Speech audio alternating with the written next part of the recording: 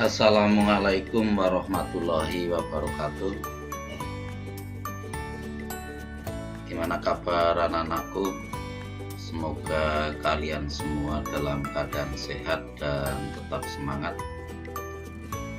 Anak-anakku, pada video kali ini saya akan menyampaikan materi tentang turunan fungsi trigonometri yang merupakan materi matematika peminatan kelas 12. Mari kita mulai pembelajaran tentang turunan fungsi trigonometri. Turunan fungsi trigonometri.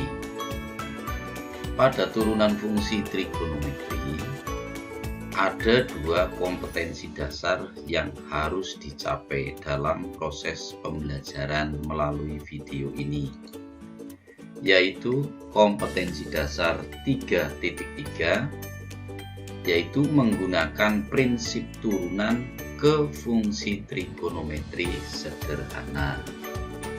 Kompetensi dasar yang kedua yaitu kompetensi dasar 4.3, menyelesaikan masalah yang berkaitan dengan turunan fungsi trigonometri.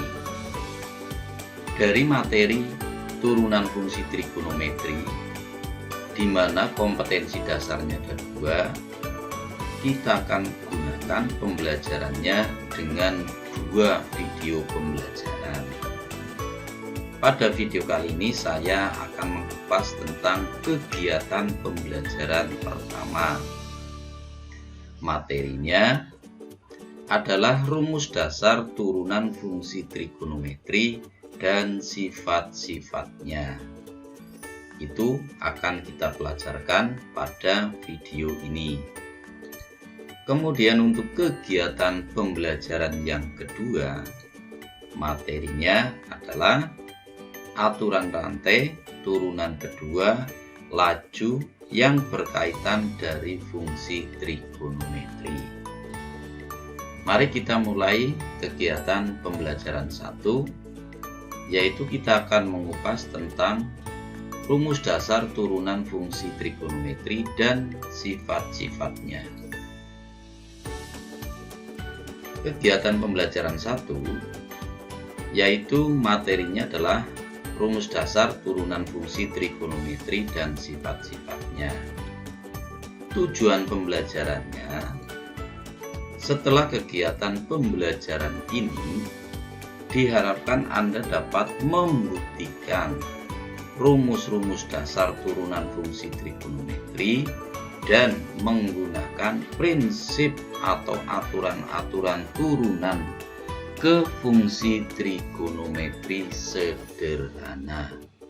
Itu adalah mengenai tujuan pembelajaran pada video kali ini.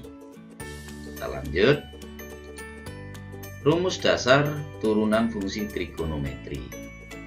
Rumus dasar turunan fungsi trigonometri yang kita gunakan adalah definisi tentang turunan fungsi aljabar, yaitu menjelaskan diferensial atau turunan pertama fungsi f adalah fungsi lain f tanda petik 1 atau dibaca f aksen. Jadi tanda yang seperti ini f tanda petik 1 dibacanya adalah f aksen yang nilainya pada sebarang bilangan x berlaku f aksen x sama dengan limit fx ditambah h dikurangi fx dibagi h, di mana h mendekati 0 dengan ketentuan jika limitnya ada. Oke, ini adalah mengenai definisi turunan fungsi aljabar. dari definisi turunan fungsi aljabar ini kita akan menggunakan untuk turunan fungsi trigonometri. Lalu caranya bagaimana? Mari kita kupas bersama, yaitu tentang rumus dasar turunan fungsi trigonometri. Notasi turunan pertama itu dituliskan dalam beberapa bentuk. Misalnya ada fungsi fx, ada fungsi fx. Maka turunan pertamanya adalah f aksen x. Boleh. Atau juga ada orang suka menulis dengan dfx dibagi dx, atau orang suka menulis dengan dxfx seperti ini jika fungsinya dalam bentuk fx. Sekarang yang kedua, jika fungsinya dalam fungsi y. Jika dalam fungsi y, maka turunan pertamanya adalah y aksen atau y strip 1, dibaca y aksen, atau boleh juga ditulis dy per dx. Bisa dipahami anak-anakku? Jika fungsinya dalam bentuk fx, maka notasi turunan pertamanya adalah f aksen x. Boleh. dfx per dx juga boleh.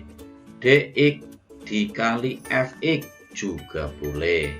Kemudian yang kedua, jika fungsinya y sama dengan bla bla bla bla bla, ya, maka notasi turunan pertamanya adalah y aksen atau dy per dx. Itu. Oke, bisa dipahami anak-anakku? Mari kita lanjutkan. Kita lanjutkan, yaitu dengan menggunakan definisi turunan, mari kita buktikan rumus dasar turunan fungsi trigonometri untuk. Jadi yang akan kita bahas untuk turunan fungsi trigonometri ada 3. Yang pertama adalah untuk y sama dengan sin x. Tadi ini y dalam bentuk y, berarti tidak ditulis dalam bentuk fx. Boleh. Misalnya fungsinya fx ini itu sama dengan sin x. Oke, sama dengan sin x. Nah, maka notasi turunan pertamanya jika yang ini berarti nanti akan ditanyakan adalah y aksen atau dy per dx. Jadi boleh salah satu, y aksen ya boleh, dy per dx ya boleh. Tetapi jika nanti soalnya ditulis dalam bentuk fx sama dengan sin x, maka nanti yang ditanyakan adalah f aksen x seperti ini. Itu sama dengan berapa? Maka f aksen x, y aksen x, ini y aksen, nah seperti ini, itu sama, hanya penulisannya yang berbeda tergantung dari fungsi awalnya. Paham ya? Oke, kita lanjutkan. Kita lanjutkan. Fungsi yang kedua adalah fungsi y sama dengan secant x. Berarti y ini boleh ditulis dalam fx? Boleh. Berarti di sini boleh ditulis fx sama dengan secant x. Maka nanti yang ditanyakan adalah f aksen x-nya. Fungsi yang ketiga adalah fungsi tangen x. Jadi pada video kali ini saya akan menjelaskan tentang turunan fungsi y sama dengan sin x. Yang kedua, y sama dengan secant x. Yang ketiga, y sama dengan tangen X. Jadi kita batasi untuk video kali ini, saya hanya akan membahas 3 fungsi ini. Oke, kita lanjut, yaitu contoh yang pertama.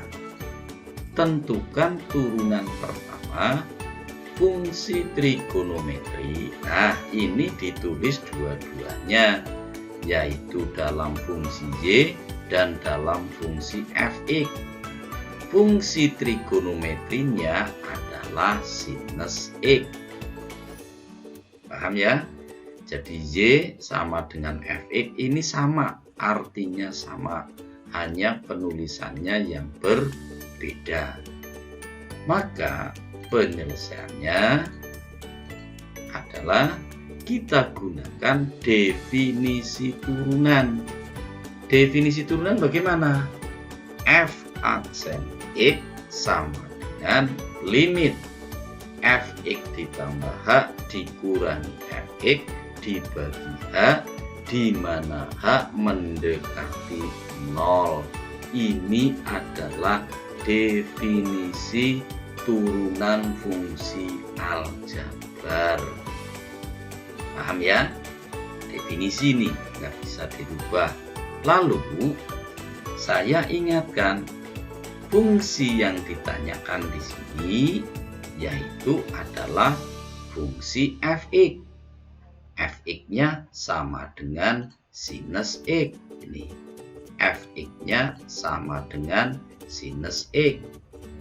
Maka kalau pada definisi di sini muncul Fx ditambah H, maka kita juga harus menulis fungsi dari Fx ditambah H, sehingga fungsinya di sini berubah menjadi Fx ditambah H sama dengan sinus X ditambah H. Dari dua pernyataan ini kita substitusikan ke dalam definisi. Jadi ini fungsi dari Fx sama dengan sin X untuk menggantikan fungsi yang ini. Sedangkan Fx ditambah H sama dengan sin X ditambah H menggantikan fungsi ini.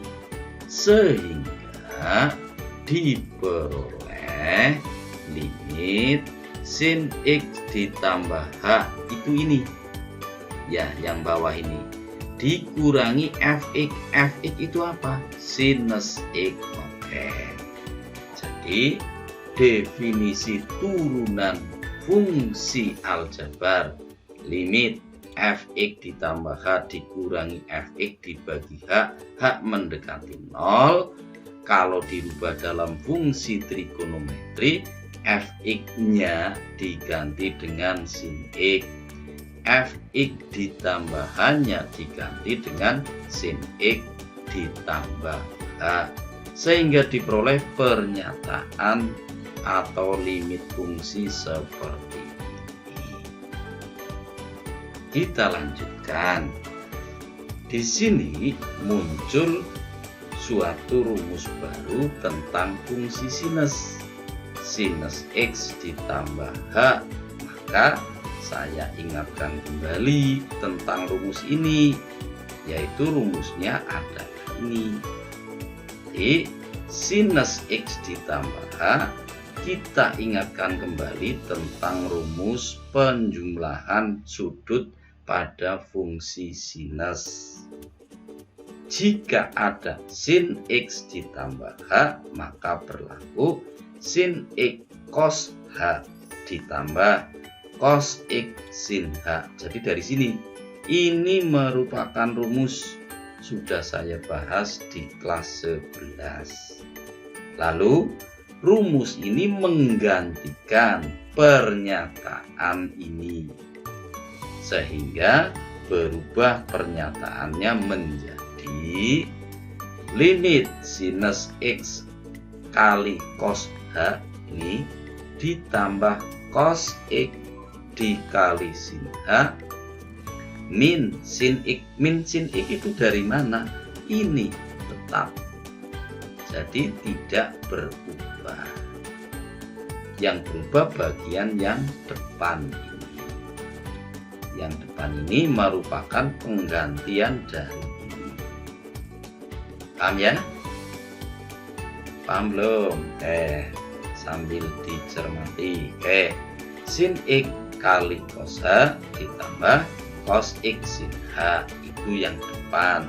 Yang belakang tetap negatif sinus X dibagi H, H mendekati 0. Oke, kita lanjutkan. Kita pindahkan ke dalam layar berikutnya. Seperti ini tadi, limit sin X dikali cos H ditambah cos X sin H, itu yang bagian depan. Bagian depan ini. Sedangkan negatif sinus X itu bagian yang belakang. Lalu setelah ini kita lanjutkan, yaitu dengan mencari unsur-unsur yang sama. Yaitu apa unsur yang samanya? Mari kita lihat. Di bagian depan ada fungsi sinus X, di bagian belakang ada fungsi sinus X. Kalau ini dikali dengan cos H, kalau ini dikali dengan bilangan 1, sehingga fungsinya berubah menjadi limit sinus ini, sinus X dikali cos H dikurangi sin X, sin X ditambah dengan cos X sin H. Seperti ini dibagi dengan H, sehingga di sini bisa ada unsur yang sama, yaitu unsur yang samanya adalah nilai dari fungsi sin X. Sin X-nya dikeluarkan, kasih tanda negatif, maka ini berubah jadi seperti ini. Yang ini tetap, yaitu cos X dikali sin H. Maka berlaku, sini saya hapus, negatif sin X dikali 1 min cos H. Ini kan cos H dibagi H, di mana H mendekati 0. Langkah selanjutnya ini saya hapus. Langkah selanjutnya yaitu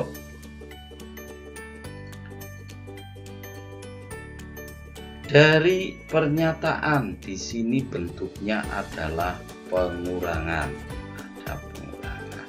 Maka di sini dibelah menjadi 2. Yang bagian depan dicari limitnya menjadi ini, yang belakang juga dicari limitnya, sehingga berlaku limit cos X sin H dibagi H, H mendekati 0, dikurangi ini, dikurangi dengan limit ini bagian yang belakang sin X dikali 1 min cos H dibagi H, H mendekati 0, sehingga di sini berubah menjadi 2 fungsi limit ini. Sekarang kita kerjakan satu persatu. Yang depan yaitu diperoleh limit cos X sin H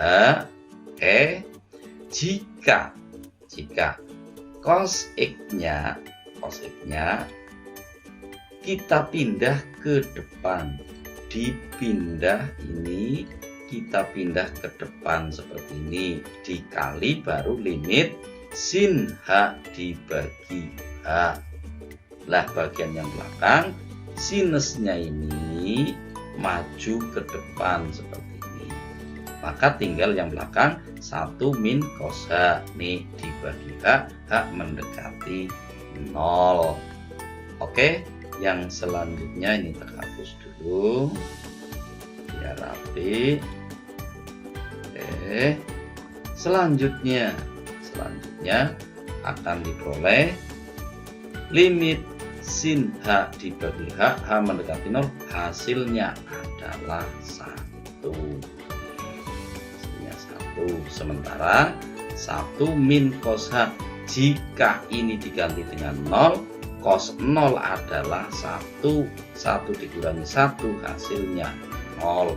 0 dibagi H hasilnya 0. Sehingga yang belakang sinus X dikali 0. 0 dikalikan berapapun hasilnya adalah 0. Jadi sekarang tinggal yang bagian depan, cos X kali 1. Bilangan berapapun dikalikan 1 hasilnya bilangan itu sendiri. Jadi turunan pertama fungsi trigonometri untuk fungsi fx sama dengan sin x adalah f aksen x sama dengan cos x. Hasilnya ini cos x. Bisa dipahami ya? Jika ada fungsi fx sama dengan sin x, maka f aksen x-nya sama dengan cos x. Oke, mari saya lanjutkan dengan contoh yang kedua. Pada contoh yang kedua, tentukan turunan pertama fungsi trigonometri dari ini. Nah, dari Y sama dengan Fx sama dengan secant X. Dengan cara yang sama seperti tadi, penyelesaiannya kita gunakan definisi tentang turunan fungsi aljabar. Nah, sebelum dilanjutkan, setelah diketahui definisi, kita ingatkan fungsinya. Fungsinya apa tadi? Fungsinya adalah fx sama dengan secant x. Fx sama dengan secant x. Kemudian yang kedua, fx ditambah h, maka secantnya juga berubah jadi secant x ditambah h. Dua-duanya ini lakukan substitusi ke dalam definisi sehingga diperoleh limit secant x ditambah h min secant x dibagi h mendekati 0. Dari mana? Secant x ditambah h adalah fungsi dari fx ditambah h. Sama dengan apa? Sama dengan secant x ditambah h. Mengganti ini. Fungsi fx-nya itu secant x, sehingga secant x pindah sini. Paham ya? Jadi fungsi aljabar dirubah ke dalam fungsi trigonometri. Mari kita lanjutkan. Nah, sekarang di sini secant x ditambah h, maka ada sebuah pengertian, sebuah rumus turunan, yaitu yang namanya secant x nilainya itu sama dengan 1/4 cos x. Sehingga untuk secant x ditambah h nilainya ini adalah 1/cos x ditambah h, fungsi secant x ditambah h. Nah, di sini kita akan mengubah bilangan yang tadinya secant atau fungsi yang tadinya secant x ditambah h akan dirubah ke dalam bentuk pecahan, sehingga h ini saya pindahkan ke depan sehingga diperoleh seperti ini. Jadi 1/h-nya ini maju ke depan ini. Oke, h mendekati 0. Nah, secant x ditambah h berubah jadi 1/4 cos x ditambah h. Secant x-nya adalah 1/4 cos x. Bisa dipahami ya? Oke, saya lanjutkan. Kita pindahkan dulu itu 1/, ini. Nah, sekarang ini 1/h dikali cos X min cos X ditambah. Ini dari mana? Ini perubahan dari penyebut ini dan penyebut ini belum sama. Supaya sama, maka bawahnya dikalikan, yaitu cos dari X ditambah H ini kita kalikan dengan cos X. Oke, dikalikan cos X. Maka ini kali ini, yang ini kali ini, sehingga diperoleh cos. Yang depan kan berarti berubah jadi cos X. Oke, cos X kalau kali ini. Kemudian ini tandanya negatif. Cos dari apa? Dari X ditambah H. Oke, seperti itu perubahannya. Lalu ini berubah jadi seperti ini. Lalu kita lanjutkan. Lanjutannya diingatkan tentang cos X ditambah Y. Cos X ditambah Y. Cos X ditambah Y, diingatkan ini, yaitu cos X cos Y min sin X sin Y. Yang nanti akan dirubah itu ini. Nih, ini akan dirubah dengan rumus ini.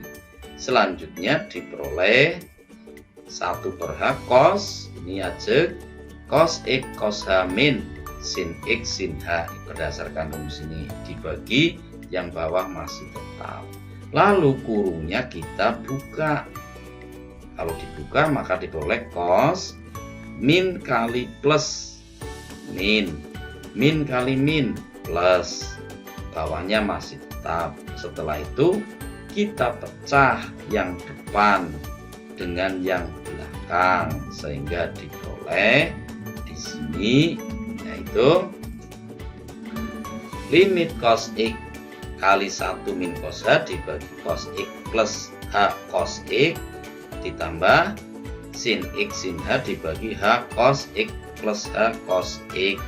Selanjutnya diperoleh, maaf ini perlu saya hapus dulu, diperoleh seperti ini. Nah, kalau dilanjutkan, yang depan ini jadi 0, yang belakang ini yaitu sin X dibagi sin H dibagi H, hasilnya adalah 1, yang bawah cos X, yang ini. Kemudian yang depan ini adalah sin X dibagi cos X, sehingga tetap seperti ini. Selanjutnya diperoleh yaitu 0 dibagi cos X adalah 0, sin X dibagi cos X adalah tangen X. Ini sin X dibagi cos X hasilnya adalah tangen X, sedangkan seper cos X adalah sekan X. Paham ya?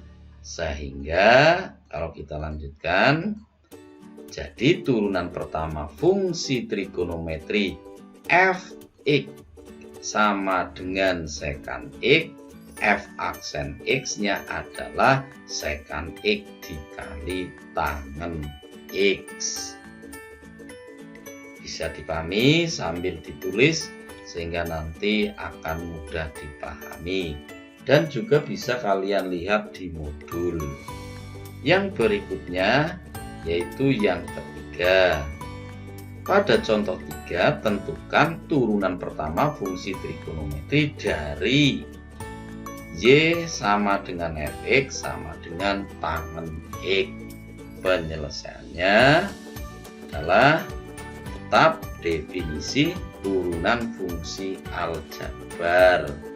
Lalu kita substitusikan tangen X ditambah H dikurangi tangen X dibagi H, H mendekati 0. Kita ingatkan tentang rumus jumlahan dari tangen. Tangen X ditambah Y sama dengan tangen X ditambah tangen Y dibagi 1 min tangen X tangen Y. selanjutnya akan diperoleh, yaitu tangan X ditambah H dikurangi tangan X. Seperti ini. Hasilnya adalah ini. Bisa dipahami belum ini? Yaitu mengubah dari tangan X ditambah H berubah jadi fungsi ini. Ini pindah ke sini.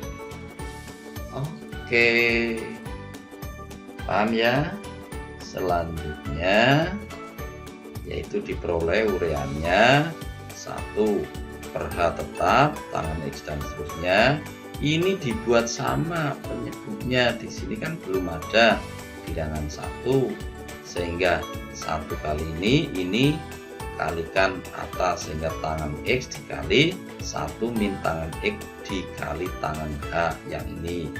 Penyebutnya masih tetap. Oke, kita lanjutkan. Yang berikutnya adalah limit tangan X ditambah tangan H min tangan X dikali 1 min tangan X tangan H dibagi 1 min tangan X tangan H, di mana H mendekati 0. Kalau disederhanakan jadi seperti ini. Maka kita lanjutkan, dibelah jadi 2. Ada pernyataan yang depan, tengah, dan belakang. Jadi di sini ada 3 buah pernyataan. 1, kemudian 2, kemudian 3. Dari mana belahnya?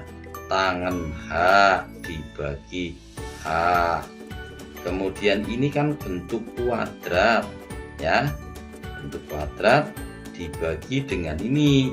Nah, ini berarti ini tetap. Nah, bagian belakang di sini ada angka 1 dibagi dengan bagian belakang, sehingga diperoleh tangan H dibagi H mendekati 0, hasilnya adalah 1. Jadi 1 ini hasil dari ini. Ini hasilnya tetap ini. Sedangkan yang ini hasilnya adalah 1. Sehingga 1 kali 1 plus tangan kuadrat X dikali 1. Nah, sebelum itu diingatkan tentang pengertian dari 1 plus tangan kuadrat X itu nilainya sama dengan sekan kuadrat X. Sehingga kalau ini kita diganti dengan ini, maka diperoleh jawabannya adalah sekan kuadrat X.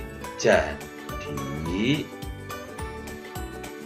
turunan fungsi trigonometrik fungsi fx sama dengan tangan X, f aksen X-nya adalah sekan kuadrat X.